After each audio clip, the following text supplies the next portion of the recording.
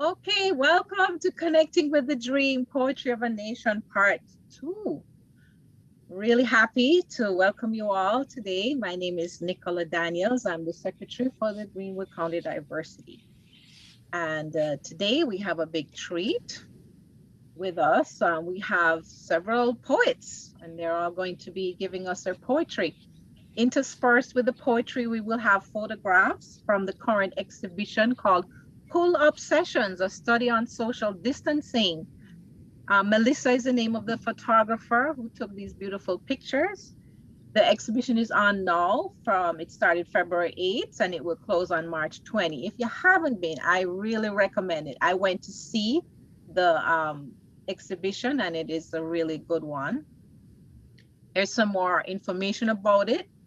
As I said, the artist is Melissa Alexander. She's in Atlanta, and the exhibition features about 40 photographic prints. It captures a moment in history with intimate portraits of an Atlanta West End community coping with the COVID-19 pandemic. The Art Center of Greenwood opens Monday to Saturday, 10 a.m. to 3 p.m. There's a contact email and number there if you want to jot it down. And you will get this link when I share the slides. You can see some of the photographs and some other work by Melissa at that website. So here's our program for today. I'm here to introduce everyone, and then we'll have a brief word of greetings from Charlotte. And then Suzy will read a Robert Frost poem. And then we'll have Selma Sims, Janice Sullivan, Connie Edwards with their own works, and Maya Angelou doing her 1993 presidential inauguration poem. And then Clarissa Blackmore is going to do 2 poems by Emily Dickinson. And Beth Hardage is going to do 2 poems by Grace Beecham Freeman and Bennie Lee Sinclair. And then I'll do 2 of my own poems. And then we will break up into small groups. And what I'll do after each local poet has read or each reader has read, we'll open it up that if anyone wants to comment or to ask a question of the poet, then we will have a couple of minutes to do that. All right.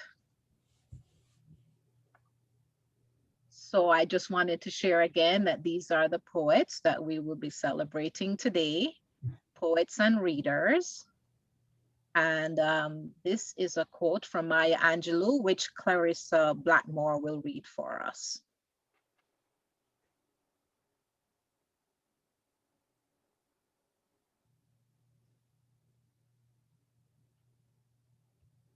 I've learned that people will forget what you said. People will forget what you did, but people will never forget how you made them feel. True. Suzy will perform for us The Last Word of a Bluebird by Robert Frost. Niki, I find myself just saying this as I walk along because I'm so ready for spring, but it goes as this. As I went out, a crow in a low voice said, "Oh, how do you do? I just came to tell you to tell Leslie, will you, that her little bluebird wanted me to bring word that the north wind that blew and made ice on the trough almost made him cough his tail feathers off. He just had to fly. But he sent her goodbye and said to be good and wear her red hood and look for skunk tracks in the snow with an axe and do everything. And perhaps in the spring he would come back and sing." So we're all waiting for that bluebird, okay? That's by Robert Frost, The Last Word of a Bluebird by Robert Frost. Thank you, Suzy. That was wonderful. Now I understand that Leslie that he's speaking to here was one of Frost's granddaughters. And she actually wrote a book, a memoir about her grandfather. How did you find that, Niki? Where did you find that? I'm curious because I did not know that. Googled it. I looked for it, and because I wondered who is Leslie. You know, I figured it would have been a child or a grandchild, and yes, indeed, it was.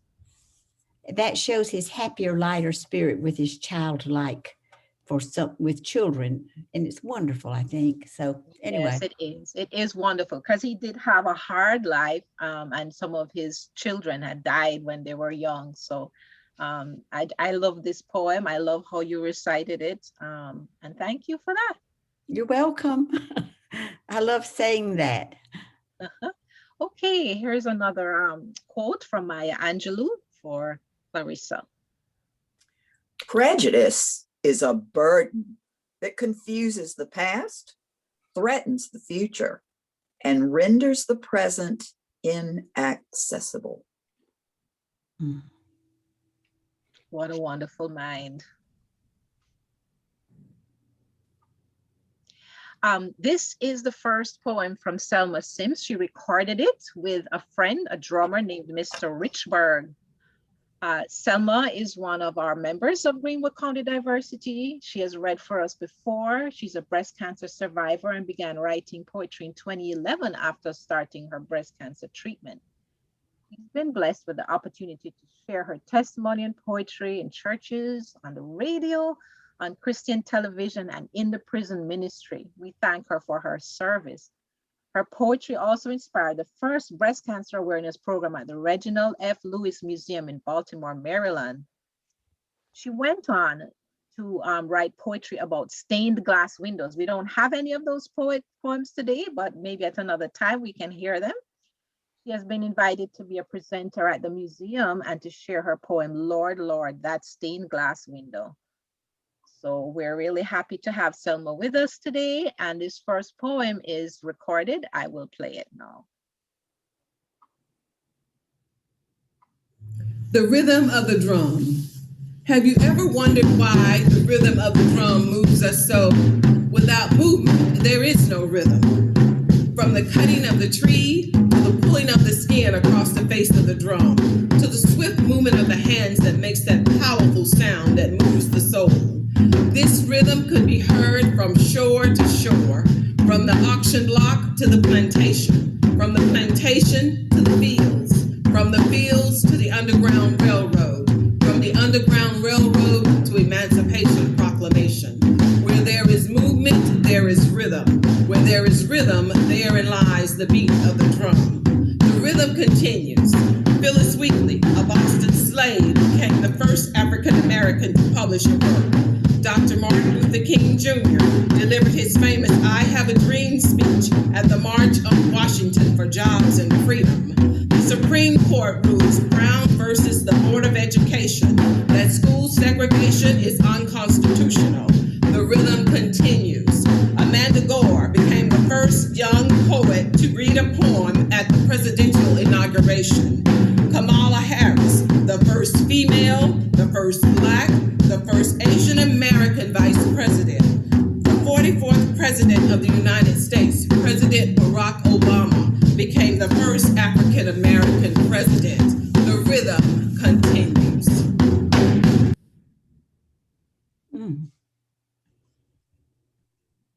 And now I invite Selma to do The Beauty of the Pew. The Beauty of the Pew. In 1800, my great-great-grandmother sat in the beauty of the pew as she sent timber up for the generations to come. A father lifts his hands to the heavens as he cries out, Lord, have mercy on me, as he prays for his family to be blessed. A mother cradles her child as she sits on the slope in the curve of the pew that supports her praise as her child sleeps in God's grace. The children swing their feet from the pew as they daydream of the day that they will come before the altar in the presence of God and exchange marital vows and return to present their children to Christ. For from generation to generation, the chain has not been broken, for we have mourned, wept, rejoiced, and praised God from the beauty of the pew. Thank you, Selma. I am going to open up for a couple of minutes if anyone wants to comment, to thank Selma for her poetry, to ask a question of her. So if you would like to speak. Selma. This is Connie. Thank you so much, sweetheart, for that wonderful poem. I needed that today. I just before I came over found out that one of my dearest friends passed away last night. And I considered not coming over to do this, but I'm so glad I did. And thank you. I appreciate it. Thank you. Selma, can I speak? Yes. Thank you. That was so meaningful and so powerful. And it makes me want to put you in touch with another drummer who does poems and drumming. His name is a man named Michael Mead. And I was thinking of him because your drumming with your speech is just outstanding and powerful. So I'll connect with you later on that, but perhaps you would like to listen to his stories and his drumming. He speaks of a lot of things out of Africa. And so that would be a good in touch for you. Anyway, thank you so much. Thank you. And I look forward to hearing from you. Thank you. Janice. Go ahead, Janice, and then Joseph afterwards. Okay. I enjoyed both poems, but the rhythm on the drum evoked a lot of emotion from the drum beating to the rhythm of your words. It was wonderful. Thank you so much. Thank you. And I think Joseph wanted to speak too. When I was 16, I'm 82 now, I went down to the Boul Rouge on West 17th Street in Manhattan, New York City. And there were drummers from Catherine Dunham's dance troupe, and the mambo was in vogue then, and I came with a young lady, and the drumming was so captivating that I forgot about the young lady, and she left with another guy.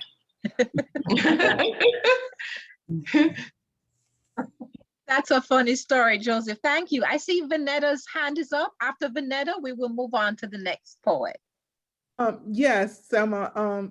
My question simply is, what inspired you to write poetry? In my travel through breast cancer, God just began to speak to me, and I would use poetry to make it through treatment. Mm-hmm. And it just became a gift. I was standing at the window one morning when I was getting ready to have a treatment, and a beautiful poem just dropped in my spirit. And, I'm not a writer, so I was like, that was nice. I would think of that during treatment today. And they just kept coming. So I consider it just a blessing through my travel through cancer. Thank you. Thank you so much, Selma. Okay. We have a quote here on kindness. Annie Lennox. I will read it. Ask yourself, have you been kind today? Make kindness your daily modus operandi and change your world. Annie Lennox was one of my favorite singers back in the day. Sweet Dreams Are Made of This. One of my songs. And we can just spend half a minute to reflect on this beautiful portrait of a young woman. And this is in the exhibition I was telling you about at the Art Center. Beautiful, beautiful. Oh, man. Mm-hmm. I think it speaks of kindness. I think it's her parents there with their arms linked above her. And she just has this warm, trusting smile. Okay. The next poet is Janice Sullivan. Janice is a friend of mine, and she's a founding member of Greenwood County Diversity. She was born in 96 and she's lived all her life in Greenwood County. She started writing poetry in the late 1970s as a way to cope with a difficult time in her life. Janice has been writing poetry ever since, and her poems have been published in several anthologies. I invite Janice to come on now and start reading The Duty of the Oak, The Way of the Storm.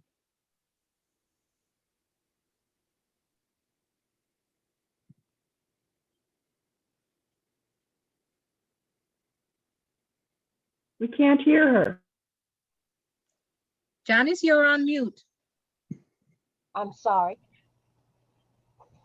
The duty of the oak, the way of the storm. Near the churchyard entrance, an expansive old oak tree stands, as if on duty, forever rooted in the armor of its hard, scaly trunk, while acorns in woody caps peer from among the moss-green round-lobed leaves of tall, crooked branches, craning every which way, watching over the church and grounds like a sentinel. And along comes Irma, a deceptive warm mist turning into windy drizzle, then a heavy whipping downpour that pelts the oak and flings its leaves and acorns to the ground. For days she drenches the church, rains rivers in the yard, and soaks the sentinel till limbs split away.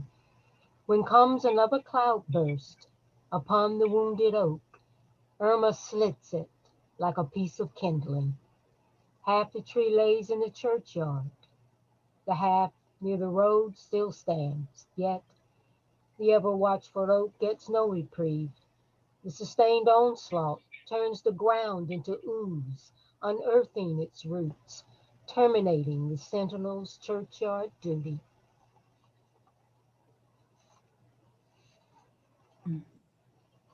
Next poem is The Dread of Driving at Night in the Rain. The dread of driving at night in the rain, peering ahead into the night, shoulders hunched, hands at 11 and 1 o'clock clutch the steering wheel. I hold my breath as the relentless headlights from oncoming traffic cause rain to splash the windshield with the cruel glister of 1,000 crystals. I fix my eyes on the yellow lines and wet reflectors down the center of the road. The golden glow guides me through the gloom and glare as I inch the car forward around curves and turns. Yet it veers often to the shoulder of the road where tires meet the uneven grooves which cause that sound and those vibrations like drilling into concrete to jolt me back into my lane. When finally traffic thins, my high beams cut through the darkness and rain, better revealing the way. Hands loosen on the steering wheel. I exhale. At last, a glistening sign up ahead lets me know I am on the right road. Thank you, Janice. I think most of us ladies here will have an understanding of this dread of driving at night, especially the older ladies. Yeah, that's true. Anyone who would like to comment or question Janice about her poems or her poetry, you can raise your hand and I will acknowledge you. Raise your virtual hand, that is. I can't see everybody. I can just see the list.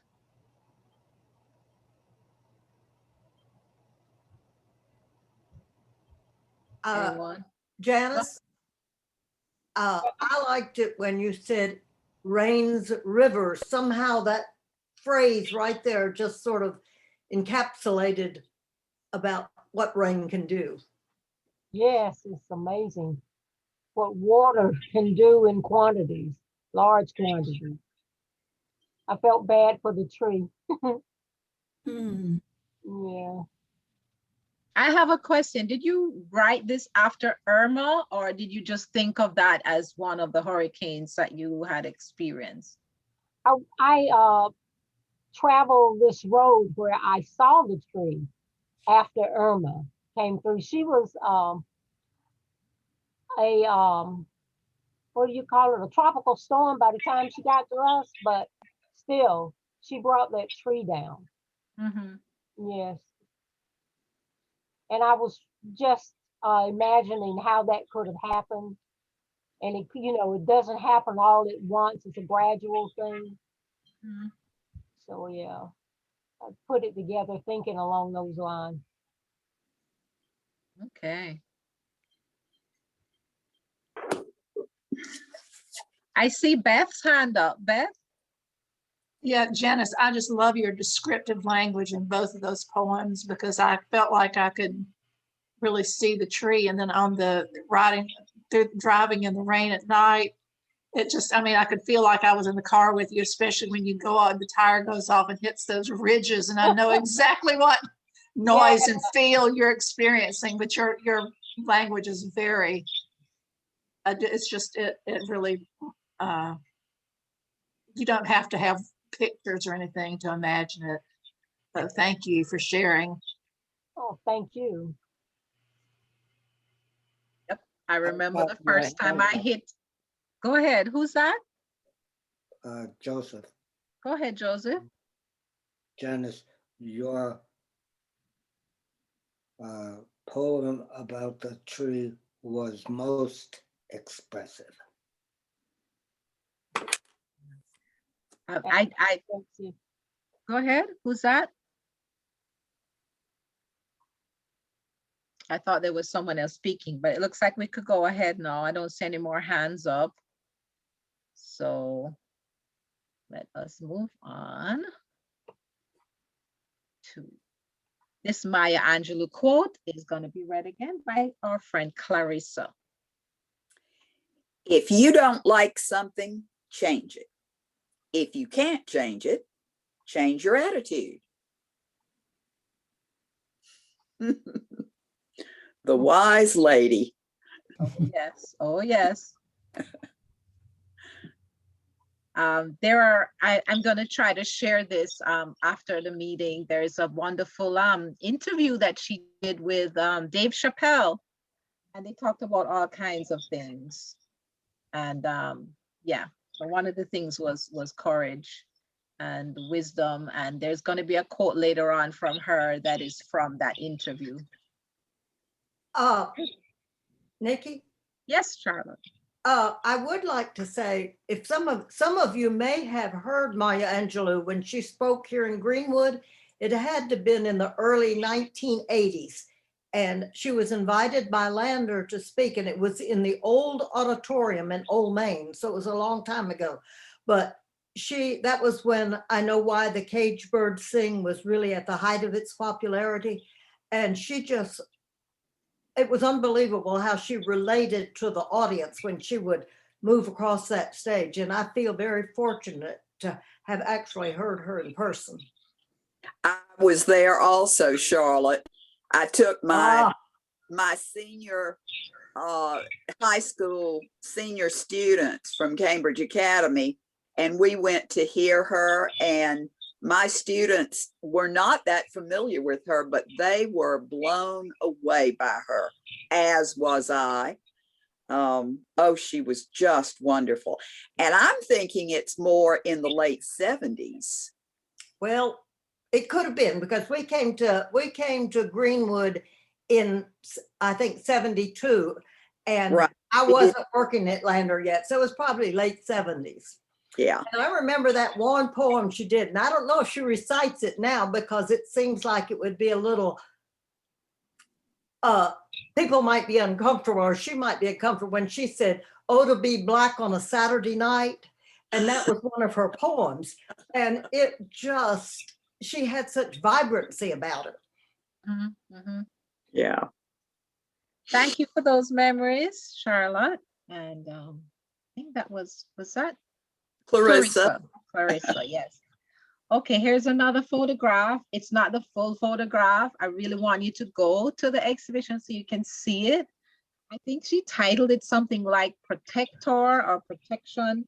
And the woman on the right, she's got her muscle flex and she's got some good muscle there and she's showing her muscle and protecting her husband. So I really think that this is an interesting image. Here we go. Connie Edwards is our next poet. Many of you will know Connie because she's been around here in Greenwood for a while. She began writing poetry 10 years ago after the tragic death of a good friend. She's published a book of poetry called Shadows, Dark and Light in 2019. Connie is the president of the Greenwood chapter of People to People International. And for several years, she organized a peace conference at Lander University. That's where I met Connie, at that peace conference. She is a force to be reckoned with. And we want to recognize the former university president, Dan Bell, and Dan Pardiak, a professor of environmental geology, who were instrumental in having that peace conference at Lander.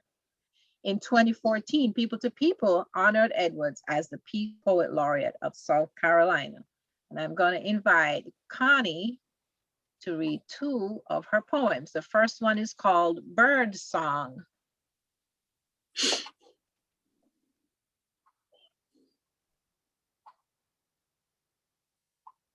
Connie, you're on mute.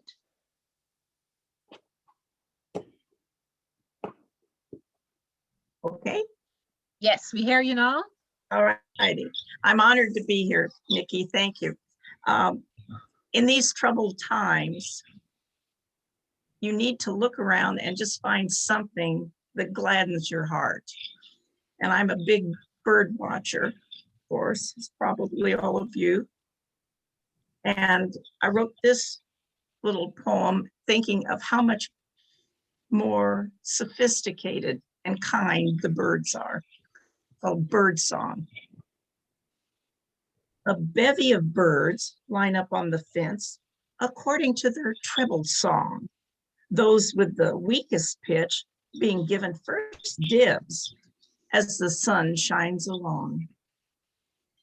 Content with their lot, being part of the choir, not wanting to lead the band, they bill and they coo while singing along and leave the pecking order to man. This poem made me chuckle, made me think of my mother. The next one is Irish Coffee. My great-grandmother was a driving influence on our family, and she lived to be 99 years old. And this is for her. It's called Irish Coffee. The lodgepole pines cast long shadows over the blanket of snow. The only sound was the quiet crunch of leather slapping against gravel. She stepped forward toward the fieldstone well, unknotting the heavy wet rope and casting the pegged bucket into the black mouth of the well.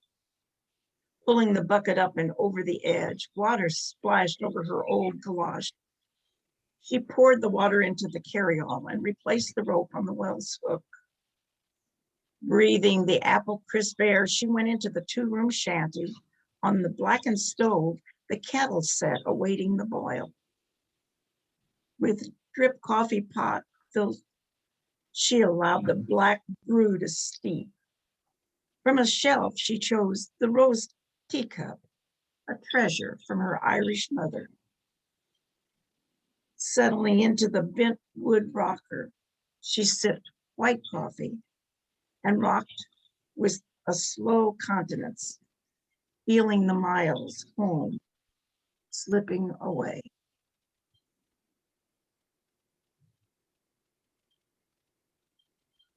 Thank you, Connie. That was awesome. I'm going to ask if anyone would like to comment or ask Connie a question about her poems or her poetry. I lived that. Go ahead, Joseph. I lived that poem.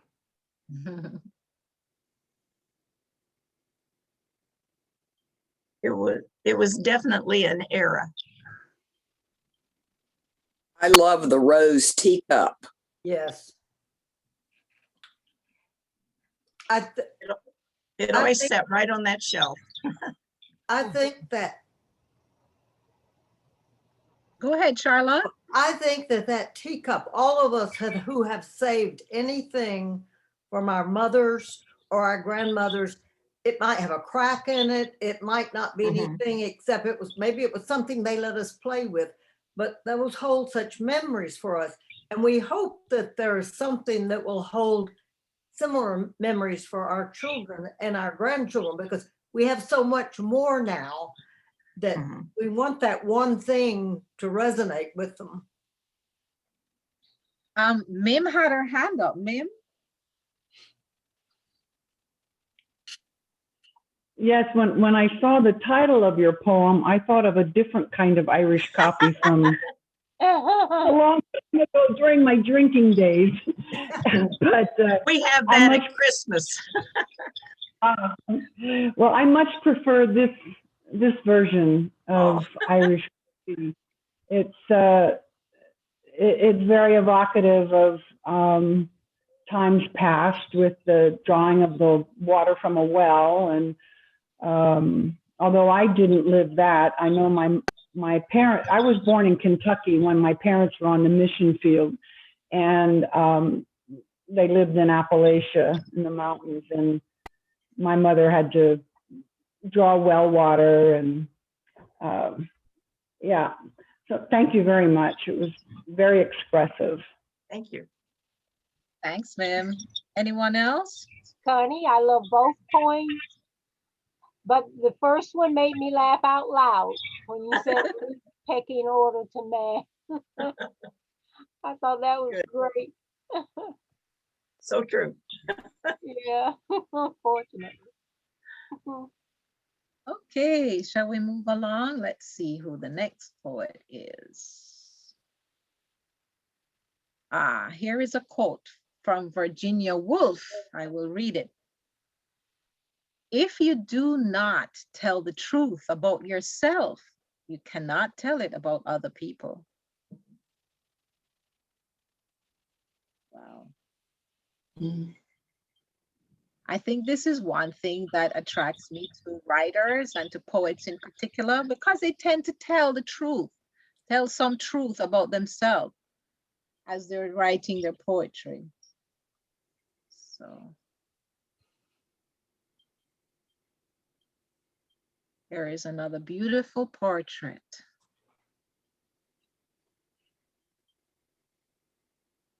We'll just reflect on this portrait for a little while. This portrait is in the exhibition at the Art Center of Greenwood right now.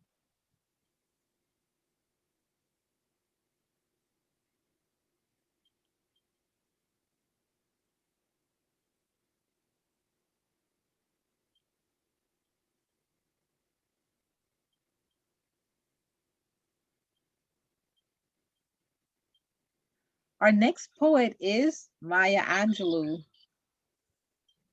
Maya Angelou was an American author, actress, screenwriter, dancer, poet, and civil rights activist. She's perhaps best known for her 1969 memoir, I Know Why the Caged Bird Sings, which made literary history as a first nonfiction bestseller by an African-American woman. Angelou received several honors throughout her career, including 2 NAACP Image Awards in the Outstanding Literary Work for Nonfiction category in 2005 and 2009.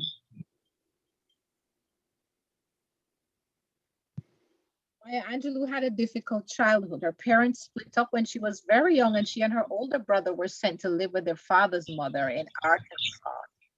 As an African-American, Angelou experienced firsthand racial prejudices and discrimination. She also suffered at the hands of a family associate around the age of 7. During a visit with her mother, she was raped by her mother's boyfriend. As vengeance for the sexual assault, Angelou's uncles killed the boyfriend. Today, we're going to listen to Maya Angelou at the 1993 presidential inauguration, doing her poem On the Pulse of Morning.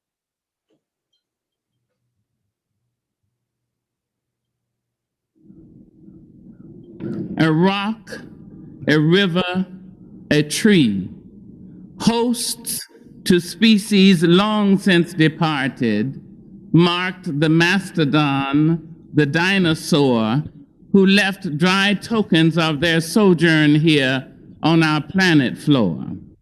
Any broad alarm of their hastening doom is lost in the gloom of dust and ages. But today, the rock cries out to us, clearly, forcefully, come, you may stand upon my back and face your distant destiny, but seek no haven in my shadow. I will give you no hiding place down here. You, created only a little lower than the angels, have crouched too long in the bruising darkness, have lain too long face down in ignorance, your mouths spilling words armed for slaughter. The rock cries out to us today, you may stand upon me, but do not hide your face. Across the wall of the world, a river sings a beautiful song. It says, come, rest here by my side. Each of you, a bordered country, delicate and strangely made, proud, yet thrusting perpetually under siege. Your armed struggles for profit have left collars of waste upon my shore, currents of debris upon my breast. Yet today I call you to my riverside, if you will study war no more. Come, clad in peace, and I will sing the songs the Creator gave to me when I and the tree and the rock were one. Before cynicism was a bloody sear across your brow, and when you yet knew, you still knew nothing. The river sang and sings on. There is a true yearning to respond to the singing river and the wise rock. So say the Asian, the Hispanic, the Jew, the African, the Native American, the Sioux, the Catholic, the Muslim, the French, the Greek, the Irish, the rabbi, the priest, the sheik, the gay, the straight, the preacher, the privileged, the homeless, the teacher. They all hear the speaking of the tree. They hear the first and last of every tree speak to humankind today.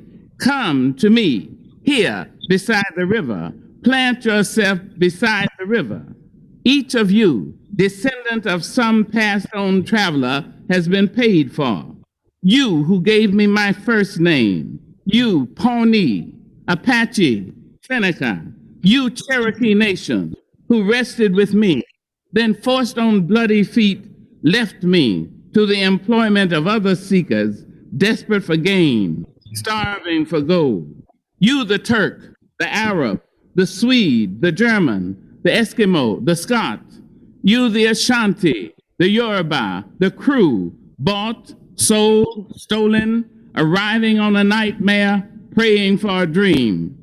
Here, root yourselves beside me. I am that tree planted by the river which will not be moved. I, the rock, I, the river, I, the tree, I am yours. Your passages have been paid. Lift up your faces. You have a piercing need for this bright morning dawning for you. History, despite its wrenching pain, cannot be unlived, but if faced with courage, need not be lived again. Lift up your eyes upon this day breaking for you. Give birth again to the dream. Women, children, men, take it into the palms of your hands. Mold it into the shape of your most private need. Sculpt it into the image of your most public self. Lift up your hearts. Each new hour holds new chances for new beginnings. Do not be wedded forever to fear, yoked eternally to brutishness. The horizon leans forward, offering you space to place new steps of change. Here, on the pulse of this fine day, you may have the courage to look up and out and upon me, the rock, the river, the tree, your country, no less to Midas than the mendicant, no less to you now than the mastodon then. Here, on the pulse of this new day, you may have the grace to look up and out and into your sister's eyes and into your brother's face, your country, and say simply, very simply, with hope, good morning. Good morning. I have been blown away by this poem. I wasn't in the United States when this inauguration occurred and when she read this poem in front of so many people, but it really has blown me away. She says, give birth again to the dream. And this is one of the reasons I chose this poem for today. We're talking about the connecting with the dream of Martin Luther King. It says, do not be forever wedded to fear. Give birth again to the dream. Anyone like to say anything about the recollection of this poem? Anyone maybe who was, yes, who's that? Charlotte? Okay. Yes, I think particularly today with all that has happened in all the demonstrations, all the things that we're facing, when she said, history cannot be unlived, but it does not have to be lived again. And I think that's a message really for us right now. Absolutely.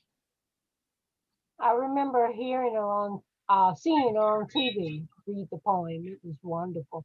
And it's just as wonderful today hearing her. She delivers it powerfully. Yes, yes. Wonderful. Heartfelt. I see someone giving their thanks and clapping with their virtual hands. Anyone else want to put their hand up and say a word before we move on? I see Vanetta's hand.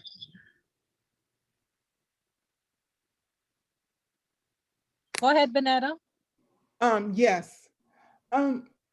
Actually, her poem resonated today with our message from us, our minister today. Her topic was dreams do come true. And God has a purpose for us and he wants to fulfill our purpose, but don't give up on your dream because dreams do come true. And so as she was reading this poem, it made me think about that. And also it made me think about the time that I met her in Columbia at Benedict College. I wasn't at Benedict College, but I lived in Columbia. So I went to listen to her at an engagement. It was so powerful.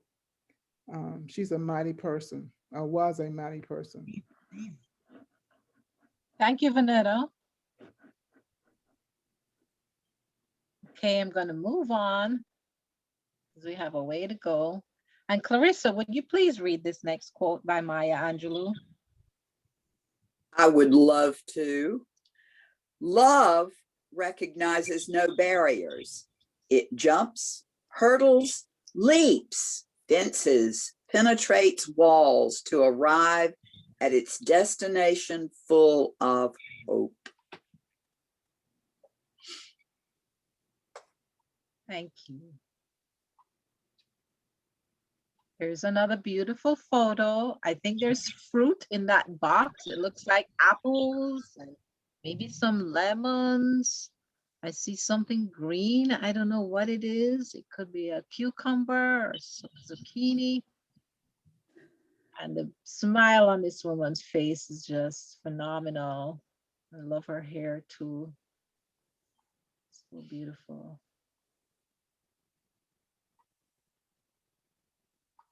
Okay, our next poet is Emily Dickinson, one of America's greatest and most original poets of all time. She's known for her innovative use of form and of syntax. She took definition as her province and challenged the existing definitions of poetry and the poet's work. Like writers such as Ralph Waldo Emerson, Henry David Thoreau, and Walt Whitman, she experimented with expression in order to free it from conventional restraints. And Clarissa Blackmore, who is a retired English teacher and writer, will read 2 of the poems by Emily Dickinson. Clarissa chairs the Greenwood County Library Board. That's how I met Clarissa. And she tutors several students, but in the pandemic, she spends most of her time pursuing her favorite pastime, which is reading. Clarissa, please read these poems for us. Okay. I had no time to hate. I had no time to hate because the grave would hinder me, and life was not so ample I could finish enmity. Nor had I time to love, but since some industry must be, the little toil of love, I thought, be large enough for me. One of her whimsical poems, and she had quite a few of them. I died for beauty. I died for beauty, but was scarce adjusted in the tomb when one who died for truth was lain in an adjoining room. He questioned softly why I failed. For beauty, I replied, and I for truth. Themself are one, we brethren are, he said. And so, as kinsmen met a night, we talked between the rooms until the moss had reached our lips and covered up our names. Thank you, Clarissa. I'm sorry, Nikki. I told Nikki that this poem always reminded me of the last few lines of Ode on a Grecian Urn by Keats. When he says, beauty is truth, truth beauty, that is all ye know on earth and all ye need to know. And I wondered if this poem is Emily Dickinson's take on what Keats had to say about beauty and truth. She says, themselves are one. Mm-hmm.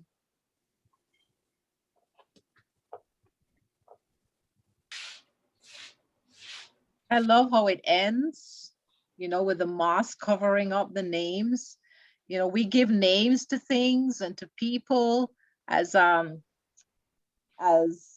Angelou was saying, you know, she talked about the rock and the tree and the people, the different nationalities that she named out, you know.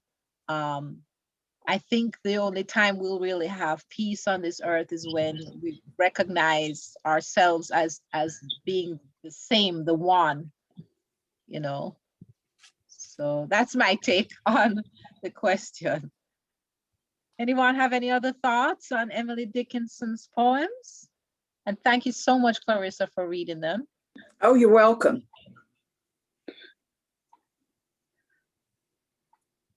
No time to hate. Okay, well, we can move on to the next. Here's another Maya Angelou quote for you, Clarissa. Oh, good. We delight in the beauty of the butterfly, but rarely admit the changes it has gone through to achieve that beauty.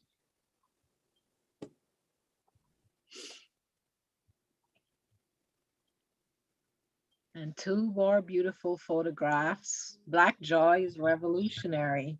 And those 2 little boys.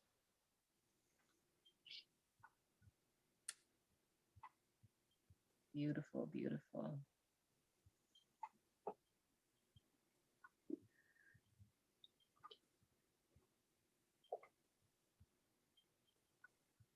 Okay. The next 2 poets are from here in South Carolina. Grace Beecham Freeman, born in 1916. She was a poet, columnist, short story writer, and educator from Spartanburg. She wrote a column at our house from 1954 to 1964 and was named by the governor as the 4th South Carolina Poet Laureate. Freeman's poetry career started when she had a poem published in a school literary journal named The Scribbler, and while in college, she edited the student magazine. Bennie Sinclair, born a little later on, 1939. She was a poet, novelist, and short story writer from Greenville. She was the 5th South Carolina Poet Laureate. Sinclair's talents exhibited early, as one of her poems was published in a National Teacher's Journal, submitted by her first grade teacher. Beth Hardage, who is one of our Greenwood County Diversity members, a new one, is going to read these poems by these two women. She's a native of Columbia, but spent most of her life in the Atlanta area. She moved to Greenwood 5 years ago. Beth is a member of First Baptist Church, and she has a grown daughter who lives in Georgia.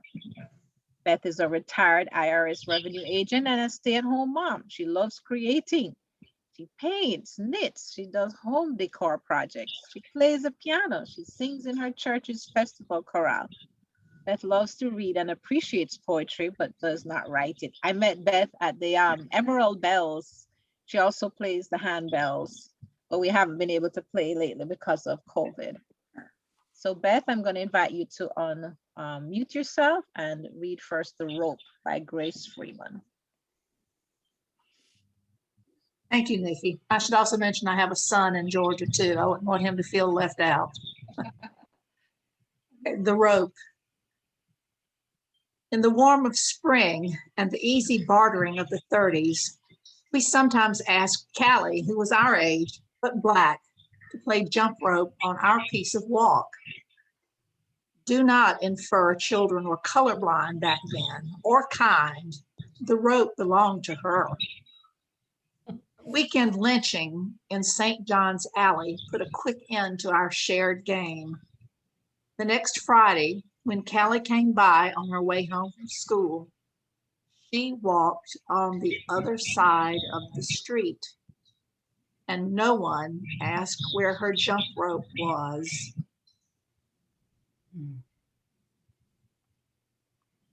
That is powerful. That It symbolism of the rope. It is. We're gonna move on to the next poem, which is also a very deep and powerful one, and then we can have a little discussion, okay? A Drowning Song. This is by Bennie Lee Sinclair, and I'm going to read the news bulletin that preceded it in her book because it reminded me very much of more recent happenings. News bulletin, Fountain Inn, South Carolina, August 29th, 1974. 2 small children drowned today when the car in which they were passengers rolled into a lake in front of their home. Their mother said she had left them alone for only a moment when the accident happened. A drowning song.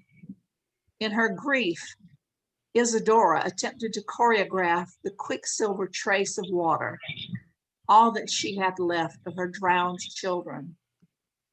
This woman moves in a similar daze, as whatever the grappling hooks catch, she rejects. Not her son or daughter. They wait down on the lake floor. Faces pressed close to the window, they are counting now, as she taught them, little fishes against their fears. Some evening in high water, they'll float home. So many towels and combs it will take. She busies herself with a housewife's inventory. Such wishes are merely her prayers. Tears help raise the water. Mercy. Thank you, Beth. Thank you. I know these are two hard poems. We've had happy poems, we've had whimsical poems, and sometimes we really do need to talk about the harder things in life. Wow.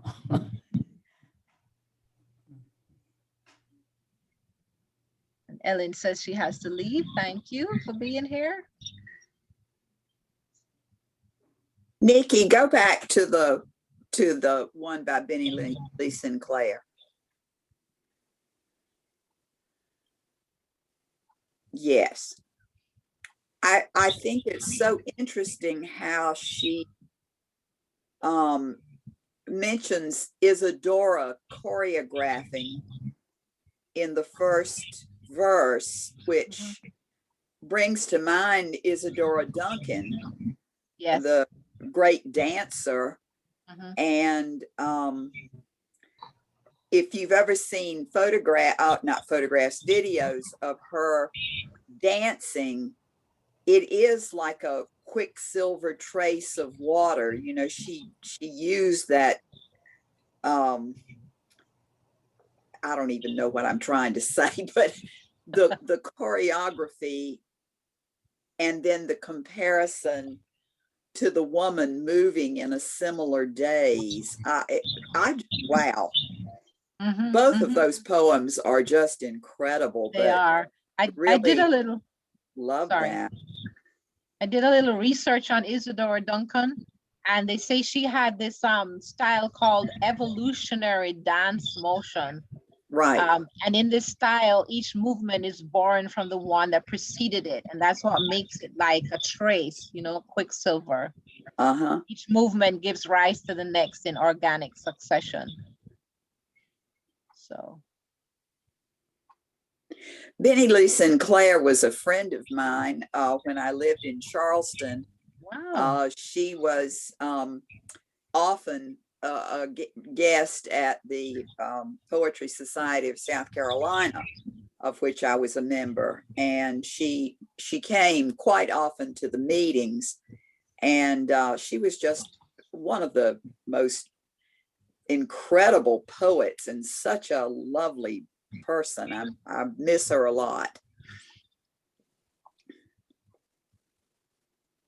Along those same lines, I think what impresses me about the poets we've had today, and particularly our local poets, is their willingness to share their talent with us.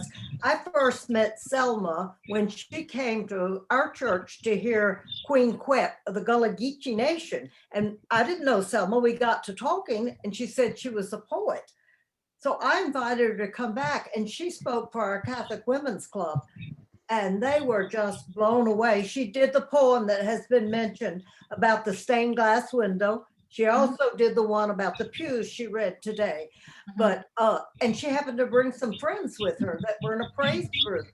And one of the women there at our meeting, when she found out that they were in a praise group, she said, well, would they sing for us? And we were so taken, they just got up and swept us away with the song, and they did it with no planning. They didn't know we were going to ask them if they would sing. And I think that graciousness of sharing your talent is just unbelievable. Yes, yes. Niki, it's Janice. Yes, Janice. The first poem that Beth read, the rope, is it the rope? Yes, the rope. Okay. Yes, the rope.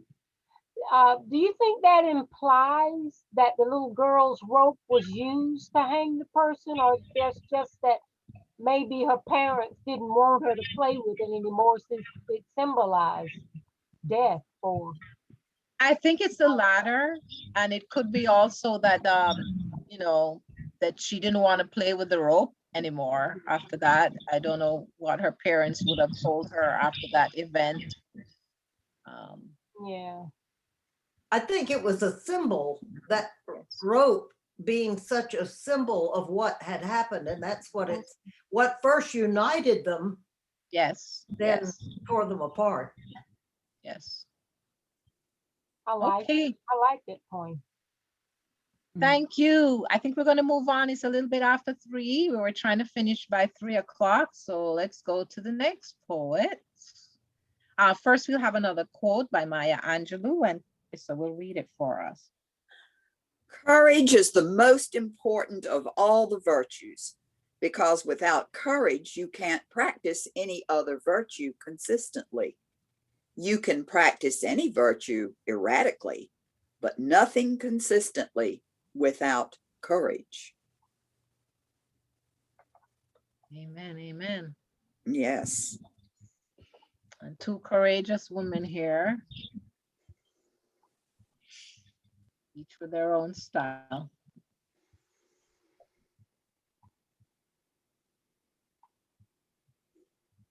Beautiful, beautiful. This is Niki Daniels' time now. Niki Daniels' Weights and Measures was published in 2005. Her poetry has been featured in various anthologies, which are listed here. Her unpublished manuscript, Skywalking, received a special commendation in the Jamaica National Book Development Council Awards in 1997. Niki lives in Lawrence County with her husband, Julian. She enjoys crochet, cooking, and singing, and she adores and misses handbell ringing with the emerald bells. So I have 2 poems to read. The first one is The Art of Dreaming, after Nakazi Hutchinson. The image on the right is a detail of Hutchinson's sculpture, Dreamweaver. It's a life-size sculpture made of tree bark, driftwood, and resin, and it's in the permanent collection of the Jamaica National Gallery.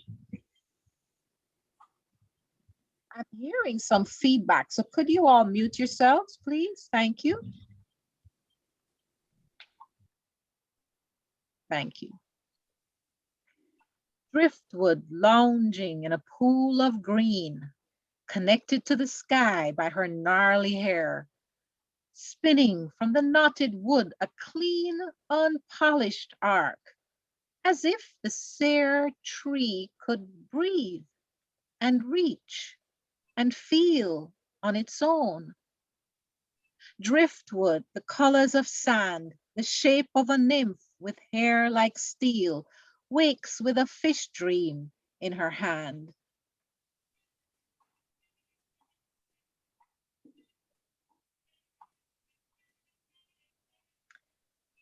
Iron Anniversary. You gave me iron roses, cold and scentless, black. They were fashioned in the fire, hammered by tortured hands. And you said, they will not wither or die. When storms came, the roses didn't bend, their heads didn't shiver in the wind. Rain tripped steadily around their petals, shaken to the ground. They were roses all day long and through the night, unmistakably their shadows railing at the moon that etched them deeper into the veranda wall. Your flowers take so little care. The toil was in their making. Now they need not fade or grow or please.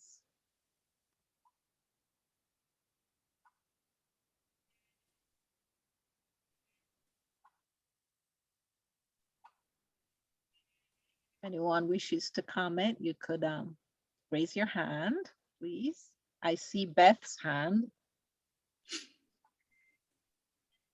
I was just wondering if that gift was appreciated. Or if this is sort of like, gee, thanks. Your poetry, it's very good, and I love the way you read it too, but that's very evocative. But yeah, it's really making me think, did you like the roses or did you not like the roses? Definitely not. I mean, this isn't a true story. Actually, how it came about was I watched a documentary about making wrought iron roses. And it was fascinating, but at the same time, I was in a relationship where it was going all south. It was, it was not a relationship that was going to work. We had such different ideas about things and the value of things.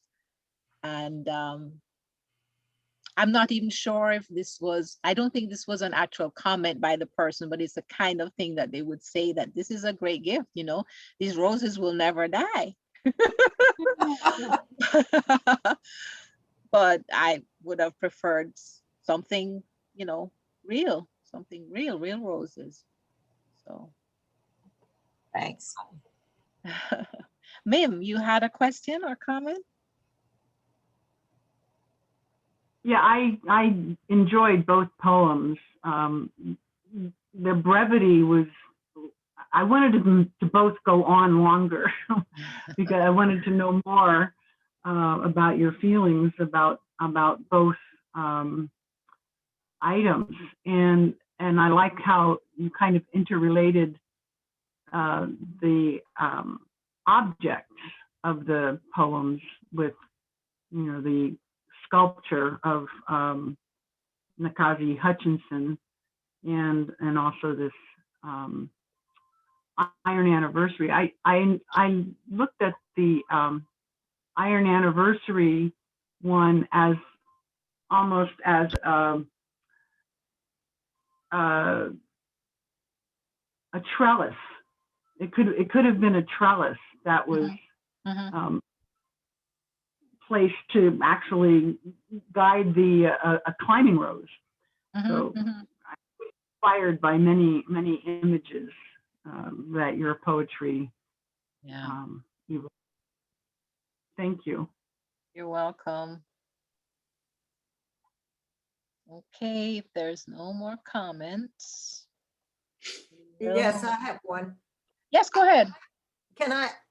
For me, the Iron Anniversary, we don't always think what the poet thought when they wrote it.